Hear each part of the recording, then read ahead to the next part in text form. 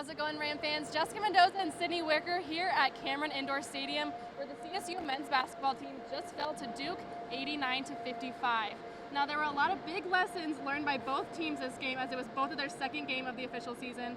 What was the big lesson learned from CSU tonight? Yeah, absolutely. I think one of the things I loved hearing from those guys after the game is they didn't regret coming out here and playing at Cameron Indoor. Of course, we saw how crazy those fans were and how excited this arena was for them to finally have a game at Cameron Indoor. So I think that environment, really kind of stopped the Rams, but they could not shoot from the three-point line. They were missing shots like crazy, and then they also were turning the ball over a lot. They ended the game with 18 total turnovers on the night, so that was a really big struggle for them. But I think one of the things that really stood out to me was just seeing Nico Carvacho come in here and play in this environment. I don't think he played as well as we could have seen him play, but he was close to a double-double. He finished with 11 total points and 9 rebounds, so he was still out there rebounding, competing with these Duke guys, but I do think he was struggling a little bit tonight as well. Yeah, absolutely, and I think a lot of that struggle came from Trey Jones. After the game, head coach Nico Medved said he might be the best perimeter defender in the nation, and Carvacho agreed with that. He said that he had a really hard time, the whole team had a hard time passing the ball around,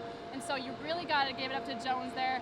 And you know what, you got to talk about how cool it is that Nico Medved and Jones go way back. He said he remembers him with a baby bottle back in those days. Yeah, absolutely. That was so cool to hear that from Nico Medved. I loved hearing the relationship they had. Obviously, we didn't get to talk to Trey Jones after the game, but I think it was cool. They got to hug on the sidelines over here, so it was cool to see them have that kind of relationship, especially for Medved to come into this kind of game and already have a relationship with a Duke player like that. So I thought that was really something cool that stood out to me. Yeah, and I think that speaks to how Medved just creates relationships everywhere he goes, and that's how he picked up people like David Roddy, who really showed out in tonight's game. David Roddy, Jon Posch, Isaiah Stevens, all freshmen who came out and kept the energy so high throughout the entire game. I think that the leadership on this team has to look at these young guys and be extremely proud of how well they were able to come out and do tonight, especially with, as we talked to Jon Posch after the game, took a big charge, really got the team fired up, and then just Isaiah Stevenson just looked so energized throughout the entire game, just really, really helped his teammates out the entire time. Yeah, absolutely. And, one of the guys that they struggled going up against for Duke was Cassius Stanley, who finished the game with 19 total points.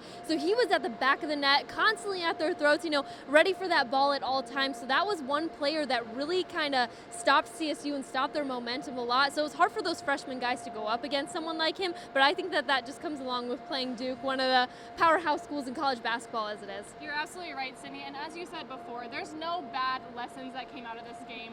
So many good things were learned by both teams tonight, and especially CSU being able to come out and stick together under so much pressure and so much noise. The noise in this gym was insane. But as for now, Duke will continue to go undefeated in the non-conference season at home. Yeah, absolutely. That's their 20th time doing that. Isn't that right, 20th year. 20th year doing that. If they continue, it'll be their 20th year in a row. Wow, that is so amazing, and that's definitely history, and give CSU props for at least trying to put up with that. Oh, for sure.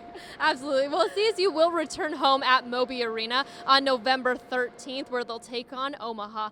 From Cameron Indoor, I'm Sydney Wicker. And I'm Jessica Mendoza.